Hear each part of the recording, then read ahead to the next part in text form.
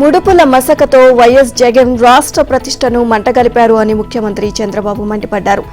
ఎవరు తప్పు చేసినా వదిలే ప్రసక్తే లేదు అన్నారు. వదిలేస్తే మరొకరు తప్పు చేసే పరిస్థితి వస్తుంది అని తెలియజేశారు. సౌర విద్యుత్ టెండర్ల వ్యవహారంలో గత జగన్ ప్రభుత్వానికి 1750 కోట్ల మేర ముడుపులు అందాయని అమెరికా కోర్టులో అక్కడి ప్రభుత్వ సంస్థలు ఛార్జ్షీట్ దాఖలు చేసిన నేపథ్యంలో జగన్ను ఇక్కడ ప్రాసిక్యూట్ చేస్తారా అని మీడియా ప్రతినిధులు ప్రశ్నించగా అన్ని కోణాల నుంచి పరిశీలిస్తున్నాం, ఏం చేయగలమో అన్నదానిపై న్యాయ నిపుణుల సలహా తీసుకుంటున్నాం. ఇక్కడ మన పరిధి ఎంతవరకు ఉంది, చట్టపరంగా ఏం చేయగలమో నిపుణుల అభిప్రాయం తెలుసుకున్నాక నిర్ణయానికి వస్తామని చంద్రబాబు బదిలిచ్చారు. అదే సమయంలో తప్పు చేసింది ఎవరైనా వదిలేది లేదు అని స్పష్టం చేశారు. పెట్టుబడులు పెట్టేవారి విశ్వాసం దెబ్బతినకుండా అదే సమయంలో ప్రజల కోణంలో కూడా ఆలోచించి నిర్ణయానికి వస్తాం, అన్ని వైపుల నుంచి ఆలోచిస్తామని తెలియజేశారు. సోమవారం నుంచి పార్లమెంట్ సమావేశాలు ప్రారంభమవుతున్న నేపథ్యంలో నిన్న రాత్రి చంద్రబాబు తన నివాసంలో టీడీపీ పార్లమెంటరీ పార్టీ సమావేశం నిర్వహించారు. అదానీలపై అమెరికా కోర్టులో కేసులు నమోదైన నేపథ్యంలో పార్లమెంట్ సమావేశాల్లో టీడీపీ వైఖరి ఎలా ఉండాలో వారికి ఆయన సూచనలు చేశారు. సౌర విద్యుత్ కొనుగోలు కోసం ఒప్పందాలు కుదుర్చుకోవడానికి జగన్మోహన్ రెడ్డి 1750 కోట్లు ముడుపులు తీసుకున్నారని అమెరికా సంస్థలు దాఖలు చేసిన ఛార్జ్షీట్తో స్పష్టంగా తేలిపోయింది. జగన్ అవినీతిని, ముడుపుల వ్యవహారాన్ని బలంగా ఎండగట్టాలి, పార్లమెంట్లో తలెత్తే పరిస్థితిని దృష్టిలో ఉంచుకొని వ్యవహరించండి అని ఎంపీలకు దిశానిర్దేశం చేశారు. కేంద్రం తీసుకురామన్న వక్ఫ్ బిల్లుపై ముస్లిం వర్గాల మనోభావాలను తాను ఇప్పటికే కేంద్ర ప్రభుత్వ పెద్దలకు వివరించానని, వాళ్లు కూడా తొందరపడి ఉద్దేశం లేరు అని అనుకుంటున్నారు అని చంద్రబాబు చెప్పారు. ఒకవేళ బిల్లు పార్లమెంటు ముందుకు వస్తే ఏం చేయాలో అప్పుడు ఆలోచించుకుందాము అని వ్యాఖ్యానించారు. ఏపీలో సంక్షేమం, అభివృద్ధి, సుపరిపాలనను సమతుల్యం చేసుకుంటూ ముందుకు తీసుకువెళ్తున్నాము అని ఇక ముఖ్యమంత్రి చంద్రబాబు తెలియజేశారు. దేనికైనా ఒక విజన్ ఉండాలని, ఆ విజన్ కు కావాల్సిన పునాదిని పటిష్టంగా వేసుకుంటే అభివృద్ధిని ఎవరూ అడ్డుకోలేరని అన్నారు. నిన్న శాసనసభలో విజన్ 2047 డాక్యుమెంట్ ను ఆయన ప్రవేశపెట్టారు. స్వర్ణాంధ్ర సాధనకు ప్రజల ఆదాయం, ఆరోగ్యం, సంతోషం ముఖ్యము అన్నారు. పేదరిక నిర్మూలనే ప్రధాన ఎజెండాగా 10 కీలక సూత్రాలతో విజన్ డాక్యుమెంట్ ను రూపొందించామని తెలియజేశారు. ఈ సందర్భంగా ఆ డాక్యుమెంట్ లోని అంశాలు రాష్ట్ర అభివృద్ధికి తీసుకుంటామన్న చర్యలతో పాటు గత వైసీపీ ప్రభుత్వం చేసిన విధ్వంసాలను వివరిస్తూ సుదీర్ఘంగా ప్రసంగించారు. చరిత్రలో ఏ రాజకీయ నాయకుడు చేయని తప్పులు చేశారు, వ్యవస్థలు పూర్తిగా విధ్వంసం అయ్యాయి అన్నారు. ఆనాటి పాలనలో అధికార యంత్రాంగం నిర్వీర్యం అయ్యింది అని ఆవేదన వ్యక్తం చేశారు. అప్పుడు పరాకాష్ఠకు చేరాయి, నిత్యం తప్పుడు ప్రచారాలు చేసే పరిస్థితికి వచ్చారు. అసత్యాలను పదే పదే చెప్పి ప్రజలను మభ్యపెట్టాలని చూశారు. ఇలాంటి విచిత్రమైన పరిస్థితి 45 ఏళ్ల రాజకీయాల్లో ఎప్పుడూ చూడలేదు అన్నారు చంద్రబాబు. కూటమికి స్పష్టమైన మెజారిటీ ఇచ్చి ప్రజలు గెలిచారు. ఇక రాష్ట్రాన్ని నిలబెట్టే బాధ్యత గెలిచిన అభ్యర్థులపై ఉంది. విజన్ డాక్యుమెంట్లపై కొత్తగా కసరత్తు చేయడం లేదు. దేశంలోనే తొలిసారిగా 1999లోనే విజన్ 2020 ప్రకటించాం. స్వర్ణాంధ్ర 2047కు సరైన పునాది వేసుకోగలిగితే ఎవరు వచ్చినా ముందుకు వెళ్తున్నారు. పెట్టుబడులు పెట్టాలంటే రాష్ట్రంలో పరిస్థితులు ఎలా ఉన్నాయో పారిశ్రామికవేత్తలు చూస్తున్నారు అని చంద్రబాబు అన్నారు. భద్రత లేకుండా ఎవరూ రారు అన్నారు. వారికి భద్రత ఇచ్చే బాధ్యత తాము తీసుకున్నట్లు తెలియజేశారు. అధికార పార్టీ, ప్రతిపక్ష పార్టీ, రాజకీయ నాయకులు ఎవరైనా ఇష్టానుసారంగా రౌడీ రాజకీయం, నేర రాజకీయం చేస్తామంటే ఇక పెట్టుబడిదారులు ఆలోచిస్తారని అన్నారు. శాంతి భద్రతలు అదుపులో లేకుండా అభద్రతా భావం ఉంటే వారు రారు. ఈ విషయాన్ని పదే పదే ప్రజలకు చెప్పాల్సిన బాధ్యత ప్రజాప్రతినిధులపై ఉంది అన్నారు. అదానీ నుంచి జగన్ తీసుకున్న లంచం 1750 కోట్లు. ఇది అమెరికా దర్యాప్తు సంస్థ నిర్ధారించిన లెక్క. కానీ దీనివల్ల రాష్ట్ర ప్రజలపై పడిన భారం ఎంతో తెలుసా? దాదాపు 72,000 కోట్లు. పేరుకే సౌర విద్యుత్ కొనుగోలు ఒప్పందం, కానీ అదానీ సంస్థ ఆ విద్యుత్ సరఫరా చేయలేదు. దీంతో 2021 నుంచి 2024 వరకు మార్కెట్లో భారీ ధరకు విద్యుత్ కొనుగోలు చేశారు. ఆ భారం 42,000 కోట్లు. దీన్ని ట్రూ అప్ ఛార్జీల రూపంలో ప్రజల నెత్తినే వేశారు. 2021లో Andhra Pradesh green energy corporation limited పిలిచిన టెండర్లను రద్దు చేయకుంటే సోలార్ విద్యుత్ ఉత్పత్తి సంస్థలు వెంటనే విద్యుత్ సరఫరా చేశాయి. దీనివల్ల మార్కెట్లో అధిక ధరలకు విద్యుత్ కొనాల్సిన అవసరం ఉండేది కాదు. జనం నడ్డి విరిగేలా 9 సార్లు ట్రూ అప్ ఛార్జీల పెంపు భారం వేయాల్సిన అవసరం వచ్చేది కాదు. అదానీ గ్రీన్ ఎనర్జీ ఎక్కడో రాజస్థాన్లో ఉత్పత్తి అయిన విద్యుత్తును ఏపీకి సరఫరా చేసేలా ఒప్పందం కుదుర్చుకుంది. యూనిట్ విలువ 2.49 దీనికి అదనంగా పవర్ గ్రిడ్కు యూనిట్కు 80 పైసల చొప్పున ట్రాన్స్మిషన్ ఛార్జీలు చెల్లించారు. దీని భారం 30,600 కోట్లు. ఏపీజీఈసీఎల్ టెండర్ల ద్వారా స్థానికంగానే సౌర విద్యుత్ ఉత్పత్తి జరిగితే ఈ భారం పడేదే కాదు.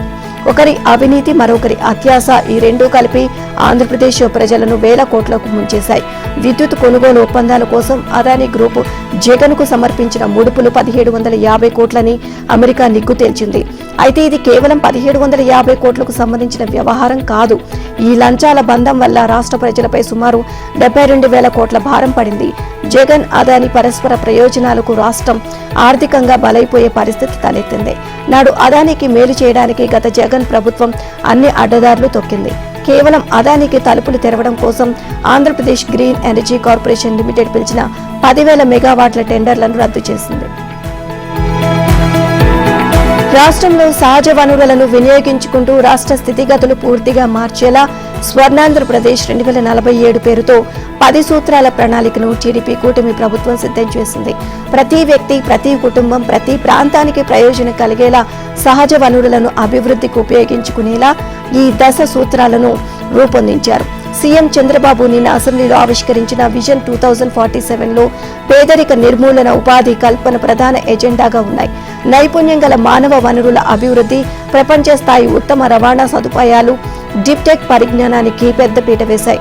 ప్రతి కుటుంబానికి సొంత ఇంటి స్థలం, ప్రతి ఇంటికి కుళాయి ద్వారా సాగునీరు, పైపుల ద్వారా నీటి సరఫరా, 24 గంటలు కరెంటు, సురక్షిత ఇంధనం, డ్రైనేజీ సౌకర్యం, సోలార్ రూ ఆఫ్ టాప్, డిజిటల్ కనెక్టివిటీ, ప్రతి ఇంటి నుంచి ఒక పారిశ్రామికవేత్తకు ప్రోత్సాహకం, ప్రత్యేక ప్రభుత్వ ఆరోగ్యం, వైద్య నైపుణ్య, విద్యా పథకాల ప్రణాళికల, కుటుంబానికి సామాజిక భద్రత కల్పన, తక్కువ ధరకే వైద్య సేవలు అందుబాటులోకి తీసుకురావడం, సమగ్ర బీమా కల్పనతో పాటు రాష్ట్ర అభివృద్ధి కోసం ప్రతిపాదించిన P4 విధానంలో ప్రజలను భాగస్వాములను చేయడం, తెలుగు ఎన్ఆర్ఐల సహకారంతో పేదరికం నిర్మూలనకు కృషి, ప్రపంచ స్థాయి పారిశ్రామిక పార్కులు, టౌన్షిప్ల ఏర్పాటు ద్వారా ఉద్యోగాలు అందుబాటులోకి తెచ్చి గ్రామాలు, టౌన్లను ఆర్థికంగా బలోపేతం చేయడం, స్పీడ్ ఆఫ్ డూయింగ్ బిజినెస్ అమలు, మహిళల MSME పార్కుల ఏర్పాటుతో మహిళా పారిశ్రామికవేత్తలను ప్రోత్సహించడం, మెరుగైన ప్రపంచ స్థాయి ఉత్పత్తుల తయారీకి కావాల్సిన సౌకర్యాలు కల్పించడం ద్వారా రాష్ట్రంలో ఉపాధి అవకాశాలు కల్పించడం వంటివి ప్రతిపాదించారు. అదానితో చేసుకున్న ఒక్క డీల్లోనే జగన్ కు 1750 కోట్ల లంచం ముట్టింది. గత 5 ఏళ్లలో అదానితో ఆయన ఎన్నో ఒప్పందాలు చేసుకున్నారు. వాటన్నిటికీ కలిపి ఇంకెంత లంచం ముట్టి ఉంటుంది అంటూ పిసిసి అధ్యక్షురాలు షర్మిల ప్రశ్నించారు. రాష్ట్రాన్ని అదానికి బ్లాంక్ చెక్కులాగా జగన్ రాసిచ్చారని, ఆంధ్రప్రదేశ్ను అదాని ప్రదేశ్గా మార్చేశారని ధ్వజమెత్తారు. ఇది రాష్ట్రానికే కాకుండా వైఎస్ఆర్ కుటుంబానికి అవమానమని చెప్పారు. వైసీపీ ప్రభుత్వ హయాంలో అదానితో జగన్ చేసుకున్న ఒప్పందాలన్నింటినీ సమీక్షించాలని, వాటిపైన విచారణ జరిపించాలని సీఎం చంద్రబాబును ఆమె డిమాండ్ చేశారు. సోలార్ విద్యుత్ కొనుగోలుకు సంబంధించి అదానితో చేసుకున్న ఒప్పందాన్ని రద్దు చేసి ఆయన కంపెనీకి బ్లాక్ లిస్టులో పెట్టాలని కోరారు. అదానికి జగన్ లంచాల బాగోతం అంతర్జాతీయ స్థాయిలో చర్చ జరుగుతుందని, ఇది దేశానికి, రాష్ట్రానికి, వైఎస్ఆర్ కుటుంబానికి అవమానమని ఆవేదన వ్యక్తం చేశారు.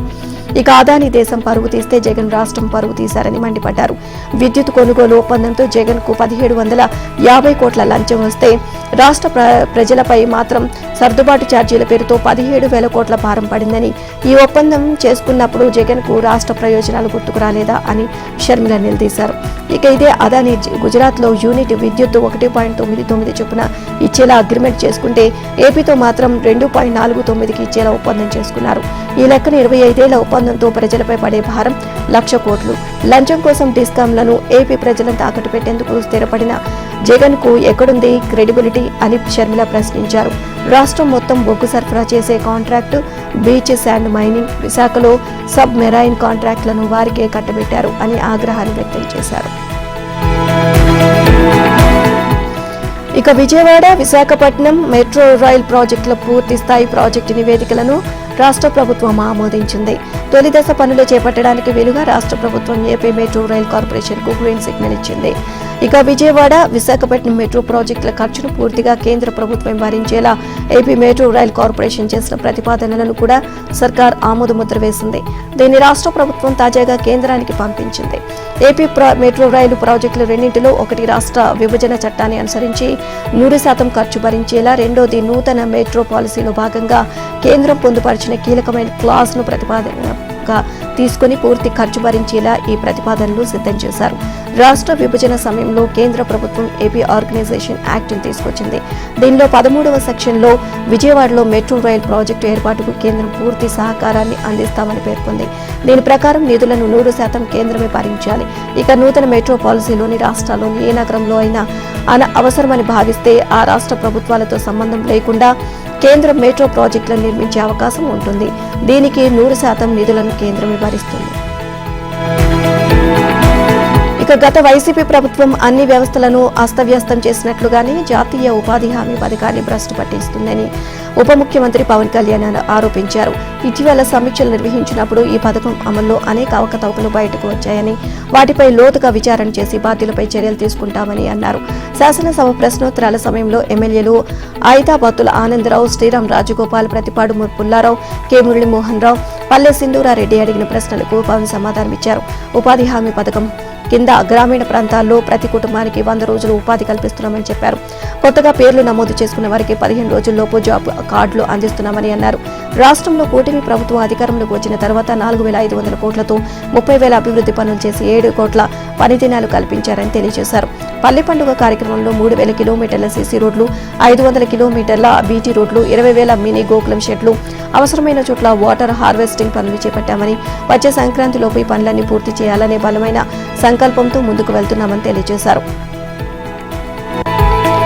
పంచాయతీరాజ్ పదోన్నతుల్లో సీనియారిటీ ఉన్నవారిని పక్కన పెట్టడాన్ని హైకోర్టు తప్పుపట్టింది. పదోన్నతిపై 1993-95 మధ్య అసిస్టెంట్ ఎగ్జిక్యూటివ్ ఇంజనీర్లు అయిన వారిని పక్కన పెట్టి 1997లో ఏపీఎస్సీ నోటిఫికేషన్ ద్వారా నేరుగా నియమితులైన అసిస్టెంట్ ఎగ్జిక్యూటివ్ ఇంజనీర్లకు తాత్కాలిక పదోన్నతి కల్పించడాన్ని ప్రశ్నించింది.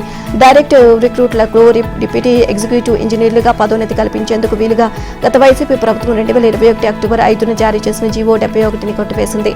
ఆ జీవో ఆధారంగా డైరెక్ట్ రిక్రూట్లను అడ్హాక్ పదోన్నతి కల్పిస్తూ పంచాయతీరాజ్ ఇంజనీరింగ్ ఇన్ చీఫ్ ఈ ఏడాది సెప్టెంబర్లో ఇచ్చిన ప్రొసీడింగ్స్ ను కూడా రద్దు చేసింది. ఇక ఏపీఎస్సీ 1997లో ఇచ్చిన నోటిఫికేషన్ ద్వారా పంచాయతీరాజ్ శాఖలో ఏఈఈగా ఎంపికైన ఉద్యోగులకు డీఈఈలుగా పదోన్నతి కల్పించేందుకు వీలుగా అప్పటి వైసీపీ ప్రభుత్వం 2021 అక్టోబర్లో జీవో 71 జారీ చేసింది. ఈ జీవోను సవాల్ చేస్తూ పదోన్నతిపై ఏఈఈ అయిన పలువురు ఉద్యోగులు 2021లో హైకోర్టులో పిటిషన్లు దాఖలు చేశారు. ఈ వ్యాజ్యాలపై హైకోర్టు ఇటీవల తుది విచారణ జరిపింది. ఈ సందర్భంగా పిటిషనర్ల తరపు న్యాయవాదులు వాదనలు వినిపిస్తూ రాష్ట్ర ప్రభుత్వం జారీ చేసిన జీవో 71ని హైకోర్టు 2021 అక్టోబర్ 29న సస్పెండ్ చేసింది. ఇక పదోన్నతుల విషయంలో యథాతథ స్థితి పాటించాలని హైకోర్టు, సుప్రీంకోర్టు సైతం స్పష్టం చేసింది అన్నారు. ప్రతిపక్ష నేత లేకపోయినా లోకాయుక్త స్ఫూర్తిని కూటమి ప్రభుత్వం కొనసాగిస్తుందని విద్య, ఐటీ శాఖల మంత్రి నారా లోకేష్ తెలియజేశారు. మండలిలో లోకాయుక్త సవరణ బిల్లును ప్రవేశపెట్టారు. శాసనసభలో ప్రతిపక్ష నేత లేని నేపథ్యంలో లోకాయుక్త మెంబర్స్ సెలక్షన్ కమిటీ గురించి ఆంధ్రప్రదేశ్ లోకాయుక్త సవరణ బిల్లు ప్రవేశపెట్టామని అన్నారు. గతంలో ముఖ్యమంత్రి చైర్మన్ గా, స్పీకర్, హోంమంత్రి లేదా ఏదైనా శాఖ మంత్రి ప్రతిపక్ష నేత, కౌన్సిల్ చైర్మన్ సభ్యులుగా ఉండేవారని, ప్రస్తుతం ప్రతిపక్ష నేత లేకపోవడంతో మిగిలిన 4 సభ్యులతో లోకాయుక్త కమిటీ ఉంటుంది అన్నారు. ఇక చైర్మన్ నియామకానికి సంబంధించి బిల్లు ప్రవేశపెట్టామని అన్నారు. పీడీఎఫ్ సభ్యుడు కేఎస్ లక్ష్మణరావు మాట్లాడుతూ ప్రతిపక్ష నేత లేని కారణంగా ఆయన్ను మినహాయిస్తూ లోకాయుక్త కమిటీలోకి ప్రతిపక్ష సభ్యుడిని తీసుకోవాలని సూచించారు. ఇక మంత్రి లోకేష్ స్పందిస్తూ సవరణ బిల్లులో ప్రతిపక్ష నేత లేని సమయంలో అని మాత్రమే ఉంది అన్నారు. తాము తీసేయలేదు అన్నారు. న్యూ డెవలప్మెంట్ బ్యాంకు నిధులతో రాష్ట్రంలో చేపట్టిన రహదారుల నిర్మాణ పనులు తిరిగి ప్రారంభమయ్యాయి. మంత్రి లోకేష్ నేతృత్వం వహించిన మంగళగిరిలో ఎన్డీబీ పనులను మంత్రి బీసీ జనార్దన్ రెడ్డి పరిశీలించారు. గుంటూరు జిల్లాలో 120 కోట్ల విలువైన పనులు జరుగుతున్నాయి. ఒక్క మంగళగిరి నియోజకవర్గంలోనే 51.06 కోట్ల పనులు మొదలయ్యాయి. ఎన్డీబీ పనులపై ప్రతిపక్షం రోజులకోసారి సమీక్ష నిర్వహిస్తుందని చెప్పి మంత్రి తెలియజేశారు. గత టీడీపీ ప్రభుత్వ హయాంలోని రాష్ట్రానికి ఎన్డీబీ ప్రాజెక్టు మంజూరైంది. ఇక రాష్ట్రంలో రోడ్లు, వంతెనల నిర్మాణం కోసం 6,400 కోట్లను సింగపూర్కు చెందిన న్యూ డెవలప్మెంట్ బ్యాంక్ ఇచ్చేందుకు ముందుకొచ్చింది. అయితే తర్వాత వైసీపీ అధికారంలోకి రావడంతో పనులు ముందుకు సాగలేదు. కాంట్రాక్టర్ల డిమాండ్లు, సమస్యలను జగన్ సర్కార్ పట్టించుకోలేదు. దీంతో పనులు ఆగిపోయాయి. పైగా ఎన్డీపీ ఇచ్చిన 500 కోట్లను వైసీపీ ప్రభుత్వం దారి మళ్లించింది. దీంతో ఈ ప్రాజెక్టును ఎన్డీపీ నిలిపివేసింది. కూటమి సర్కార్ వచ్చాక ఎన్డీపీతో సంప్రదింపులు జరిపి ప్రాజెక్టును తిరిగి పట్టాలెక్కించింది. రాష్ట్ర ప్రభుత్వం ముజర్లలో ఏర్పాటు చేయనున్న కాలుష్య రహిత ఫార్మాసిటీలో 5,260 కోట్ల మేర పెట్టుబడులు పెట్టేందుకు 6 దిగ్గజ ఫార్మా సంస్థలు doctor Reddy's laboratories, Aurobindo pharma, Hetero labs, grand pharma, MSN group, Laurus labs సిద్ధమయ్యాయి. సచివాలయంలో జరిగిన కార్యక్రమంలో ముఖ్యమంత్రి రేవంత్ రెడ్డి సమక్షంలో ఆయా సంస్థల ప్రతినిధులు అవగాహన ఒప్పందాలపై సంతకాలు చేశారు. హైదరాబాద్ కేంద్రంగా ప్రపంచవ్యాప్తంగా విస్తరించిన కంపెనీలు భారీ పెట్టుబడులు పెట్టడం సంతోషంగా ఉంది అన్నారు. రాష్ట్రంలో ఫార్మా కంపెనీలు ప్రభుత్వం అన్ని విధాల అండగా నిలుస్తుంది అని సీఎం పేర్కొన్నారు. ఇక ఈ ఒప్పందాల ప్రకారం ఎంఎస్ఎంఎన్ ల్యాబొరేటరీ మ్యానుఫ్యాక్చరింగ్ యూనిట్ తో పాటు ఆర్ఎండి సెంటర్ నెలకొల్పనుంది. Aurobindo pharma, Laurus labs formulation యూనిట్లను నెలకొల్పుతాయి. ఇక grand pharma R and D center injectables, drugs, substances manufacturing యూనిట్లను స్థాపించనుంది. ఇక doctor Reddy's labs injectable bio సిమిలర్ల యూనిట్ ఏర్పాటు చేస్తుంది. Hetero labs finished dose injectable తయారీ పరిశ్రమ నెలకొల్పనుంది. ఇక మరో 4 నెలల్లో ఫార్మా కంపెనీలు తమ నిర్మాణ పనులు చేపట్టేందుకు వీలుగా స్థలాలను కేటాయించడంతో పాటు ఫార్మాసిటీలో అవసరమైన సదుపాయాలు కల్పించాలని ముఖ్యమంత్రి సంబంధిత అధికారులను ఆదేశించారు. పురాతన కాలం నుంచే భారతీయ సైద్ధాంతికత ప్రపంచవ్యాప్తంగా విస్తరించింది అని, భారతీయుల మత విశ్వాసాలు, కళలు, సాంకేతిక పరిజ్ఞానం, భాష, సాహిత్యం విశ్వవ్యాప్తంగా గౌరవం పొందాయని రాష్ట్రపతి ద్రౌపది ముర్ము అన్నారు. మన దేశంపై దండయాత్రలతో సామ్రాజ్యవాదులు, విదేశీ భక్తులు ఆర్థికంగా మనల్ని దోచుకోవడమే కాకుండా సామాజికంగా కూడా దెబ్బతీశారు అని ఆవేదన వ్యక్తం చేశారు. ఇక భాష, సంస్కృతి, సంప్రదాయాలను, ఆచార వ్యవహారాలను విధ్వంసం చేశారని చెప్పారు. ఇక మన సమాజాన్ని విడగొట్టేందుకు, ఐకమత్యాన్ని దెబ్బతీసేందుకు శతాబ్దాల పాటు ప్రయత్నించారు అని, మనలో బానిస మూలాలను చొప్పించారు అని పేర్కొన్నారు. ఈ బానిసత్వ ఆలోచనలను ఇప్పుడు మనం తొలగించుకుంటున్నామన్నాయి. రాజ్పథ్ పేరు కర్తవ్య పథ్గా, దర్బార్ హాల్ పేరు గణతంత్ర మండలిగా మారింది అని గుర్తు చేశారు.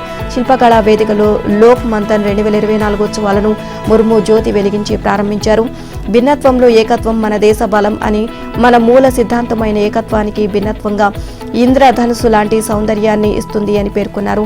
ఐకమత్యం, సామరస్యమే మన సభ్యత భవిష్యత్తు అని, ఆ దిశగా కలిసి పనిచేయాలని పిలుపునిచ్చారు. భారత్ అభివృద్ధి చెందిన దేశంగా ఎదగాలంటే ప్రతి భారతీయుడు దేశమే అన్నిటికన్నా ముఖ్యం అన్న భావనను ప్రోధి చేసుకోవాలని పేర్కొన్నారు. ఇక మన పూర్వీకులు అందించిన సంప్రదాయాలను బలోపేతం చేయాల్సిన బాధ్యత మనపై ఉంది అని,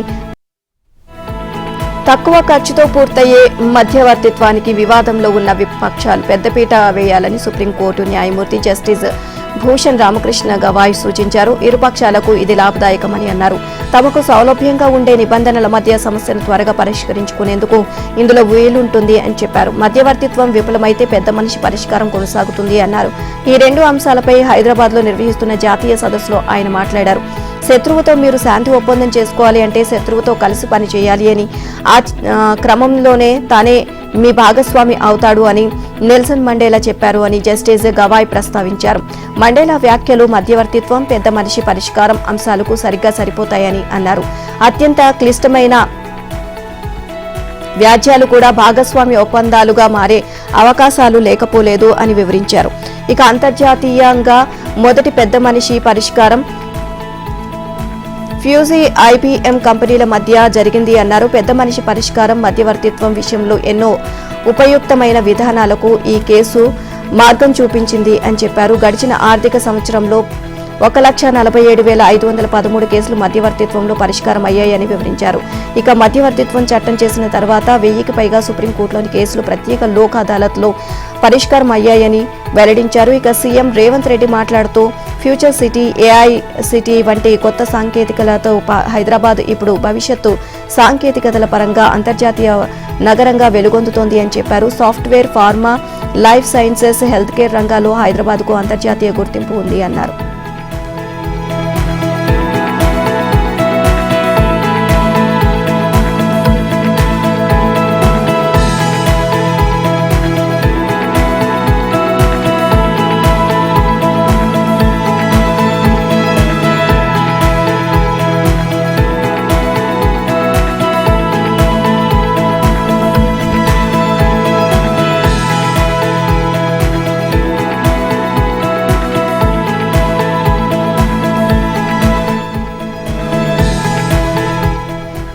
ఇక పార్టీ ఫిరాయించిన ఎమ్మెల్యేల అనర్హత పిటిషన్లపై తగిన సమయంలో తప్పకుండా నిర్ణయం తీసుకుని తుది తీర్పు ఇవ్వాలని తెలంగాణ అసెంబ్లీ స్పీకర్కు ఇక హైకోర్టు ఆదేశాలు జారీ చేసింది. రీజనబుల్ టైం అంటే ఎప్పుడు అనే దానికి సంబంధించి 3 అంశాలను దృష్టిలో ఉంచుకోవాలని స్పష్టం చేసింది. తన ఎదుట దాఖలైన అనర్హత పిటిషన్లు ఎప్పటి నుంచి పెండింగ్ లో ఉన్నాయి, ట్రిబ్యునల్ చైర్మన్ గా స్పీకర్కు విశేషమైన అధికారాలను కట్టబెడుతూ 10వ షెడ్యూల్ను రాజ్యాంగంలో ఏ ఉద్దేశంతో చేర్చారు, ప్రస్తుత అసెంబ్లీ కాలపరిమితి ఎంత అనే అంశాలను దృష్టిలో ఉంచుకుని అనర్హత పిటిషన్లపై తగిన సమయంలో నిర్ణయం తీసుకోండి అని chief justice Alok Aradhe, justice J Srinivasarao ధర్మాసనం పేర్కొంది. ఈ మేరకు అసెంబ్లీ కార్యదర్శి దాఖలు చేసిన 3 అప్పీళ్లపై తుది తీర్పు జారీ చేసింది. బీఆర్ఎస్ టికెట్పై గెలిచి కాంగ్రెస్ లో చేరిన ఎమ్మెల్యేలు దానం నాగేందర్, కడియం శ్రీహరి, తెల్లం వెంకట్రావులను అనర్హులుగా ప్రకటించాలంటూ బీఆర్ఎస్ ఎమ్మెల్యేలు పాడి కౌశిక్ రెడ్డి, కేపీ వివేకానందరెడ్డి, బీజేపీ శాసనసభాపక్ష నేత ఏలేటి మహేశ్వర్ రెడ్డి స్పీకర్ ఎదుట అనర్హత పిటిషన్లు దాఖలు చేశారు. అయితే వారి అనర్హతపై స్పీకర్ నిర్ణయం తీసుకోవడం లేదంటూ హైకోర్టు సింగిల్ జడ్జి వద్ద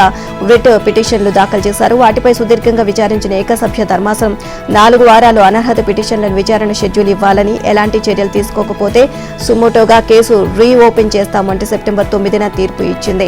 ఈ తీర్పును సవాల్ చేస్తూ అసెంబ్లీ కార్యదర్శి హైకోర్టు డివిజన్ బెంచ్ లో 3 అప్పీలు దాఖలు చేశారు. ఈ అప్పీలుపై chief justice Alok Aradhe, justice J Srinivasarao ధర్మాసనం విచారణ చేపట్టింది. సర్కార్ నిర్వహిస్తున్న ప్రజాపాలన విజయోత్సవాల్లో భాగంగా ఈ నెల 30న మహబూబ్ నగర్ లో రైతు దినోత్సవ సభను నిర్వహించనున్నట్లు డిప్యూటీ సీఎం మల్లు బట్టి విక్రమార్క తెలియజేశారు. డిసెంబర్ 7, 8, 9 తేదీల్లో హైదరాబాద్ లోని ట్యాంక్ బండ్, నెక్లెస్ రోడ్ లో వేడుకలను నిర్వహించామని అన్నారు. ఇక విజయోత్సవాలపై ఏర్పాటైన మంత్రివర్గ ఉపసంఘం సమావేశం సచివాలయంలో జరిగింది. ఇక మంత్రులు ఉత్తమ్ కుమార్ రెడ్డి, పొంగులేటి శ్రీనివాస్ రెడ్డి, సీతక్క ఇందులో పాల్గొని సమీక్షించారు. ఇక ప్రభుత్వం ఈ ఏడాది కాలంలో చేపట్టిన విప్లవాత్మక పథకాలు, కార్యక్రమాలపై గడప గడపకు ప్రచారం చేయాలని చెప్పారు. ఈ నెల 30న మహబూబ్ నగర్ లో రైతు దినోత్సవాన్ని డిసెంబర్ 7, 8, 9 తేదీలో ట్యాంక్ బండ్, నెక్లెస్ రోడ్ లో వేడుకలు, లేజర్ షో, పెద్ద ఎత్తున సాంస్కృతిక కార్యక్రమాలను నిర్వహించనున్నాము అని వివరించారు. ఈ 3 రోజుల ఉత్సవాల్లో మహిళలు, పిల్లలు పెద్ద సంఖ్యలో పాల్గొనాలి అని చూడాలని అన్నారు. ఇక రాష్ట్రమంతటా ఈ ప్రజా విజయోత్సవాలను ఘనంగా నిర్వహించాలి అన్నారు. సోషల్ మీడియా ప్లాట్ఫామ్లను వినియోగించుకోవాలి అన్నారు.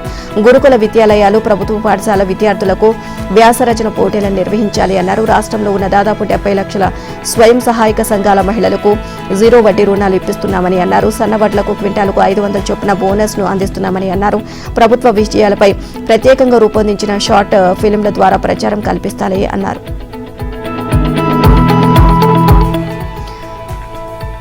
లంగజర్లలో కలెక్టర్ అధికారులపై దాడి వెనుక బీఆర్ఎస్ హస్తం ఉందని కాంగ్రెస్ నిజ నిర్ధారణ కమిటీ తెలియజేసింది.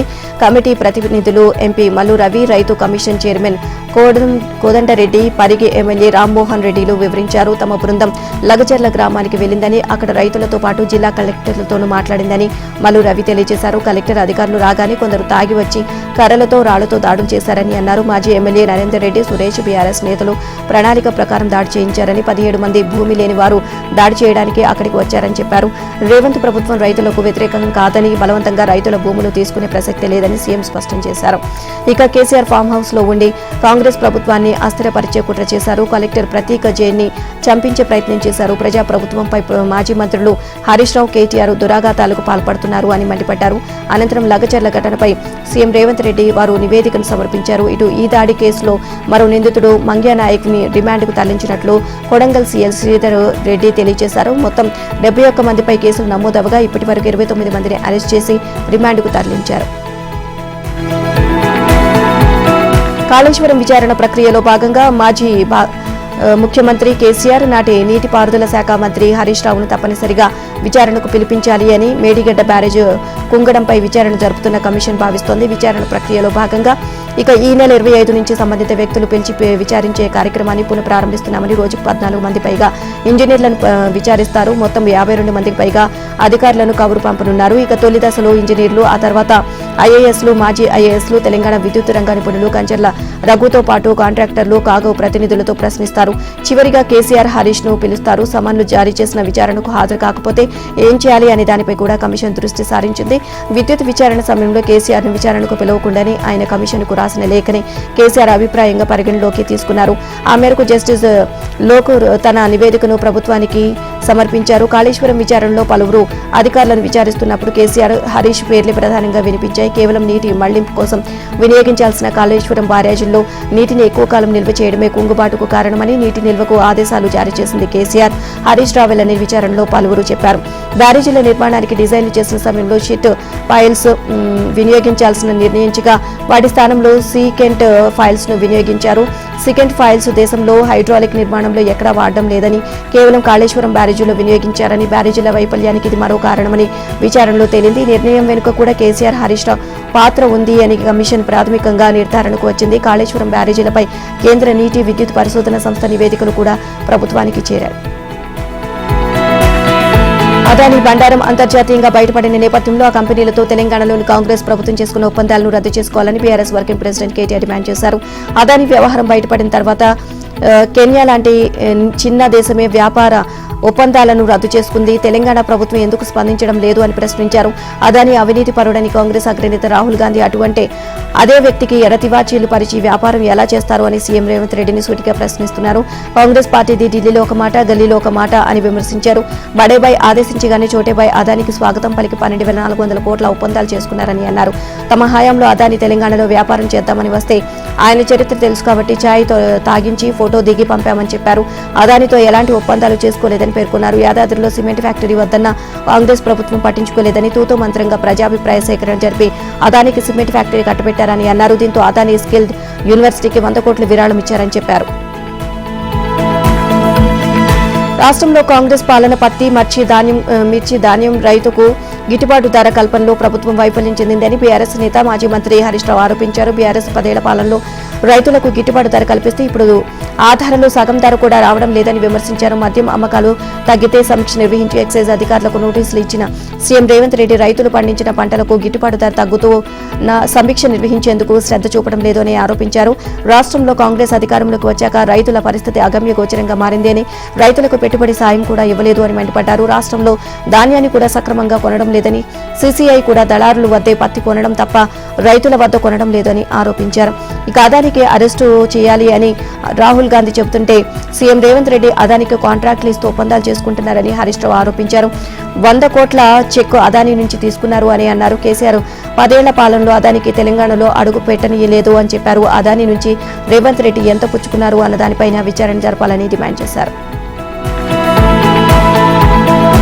చెరువులు, నాలాల ఆక్రమణ తొలగింపుపై మానవతా కోణంలో ఆలోచిస్తే సమాజం అంతా బాధపడుతుంది. కొన్ని చోట్ల మనసు చంపుకొని పని చేయాల్సి వస్తుంది అని హైడ్రా కమిషనర్ రంగనాథ్ తెలియజేశారు. అనుమతులు లేకుండా చెరువుల్లో చేపట్టే నిర్మాణాలు పెద్దలవైనా పేదలవైనా కూల్చేస్తామని స్పష్టం చేశారు. చెరువులు ఎఫ్టీఎల్తో సంబంధం లేకుండా సర్వే నెంబర్లు మార్చి నిర్మించిన భవనాల్ని ఇప్పటి వరకు కూల్చేస్తామని చెప్పారు. చెరువులు ఎఫ్టీఎల్ నిర్ధారణకు నిపుణుల కమిటీ వేస్తామని. మహారాష్ట్ర అసెంబ్లీ ఎన్నికల ఫలితాలు నేడు వెలువడ కానున్నాయి. కాసేపట్లో కౌంటింగ్ మొదలు కానుంది. 288 స్థానాలు ఉన్న శాసనసభకు ఈ నెల 20న ఒకే విడతలో పోలింగ్ జరిగిన విషయం తెలిసిందే. ఫలితాల్లో ఏ కూటమి మెజారిటీ దక్కించుకున్నా కేవలం 72 గంటల్లోని సర్కారును ఏర్పాటు చేయాల్సి ఉంటుంది. ప్రస్తుతం ఉన్న ప్రభుత్వ కాల పరిమితిని ఈ నెల 26తో ముగియనున్న నేపథ్యంలో మెజారిటీ దక్కించుకునే పార్టీ లేదా కూటమి అదే సమయానికి ప్రభుత్వాన్ని ఏర్పాటు చేయాలి. ఇది ఆయా పార్టీలను టెన్షన్ పెడుతుంది. ఒకవేళ ఓటరు తీర్పు ఎవరికి అనుకూలంగా లేకపోతే హంగే ఏర్పడుతుంది. అప్పుడు కేవలం 3 రోజుల్లోనే సర్కారును ఏర్పాటు చేయడం మరింత సంక్లిష్టంగా మారనుంది. ఇక ఇదే జరిగితే రాష్ట్రంలో రాష్ట్రపతి పాలన ఏర్పాటు చేసే అవకాశం ఉందని రాజకీయ విశ్లేషకులు చెబుతున్నారు. అయితే ఎన్నికల ఫలితాల్లో మెజారిటీ సీట్లు దక్కించుకున్న పార్టీని ప్రభుత్వ ఏర్పాటుకు గవర్నర్ పిలిచే అవకాశం ఉందని, తర్వాత బల పరీక్షకు ఆదేశించవచ్చు అని రాజ్యాంగ నిపుణులు చెబుతున్నారు. 1990 నుంచి రాష్ట్రంలో ఏ పార్టీకి పూర్తిస్థాయి మెజారిటీ దక్కకపోవడం గమనార్హం.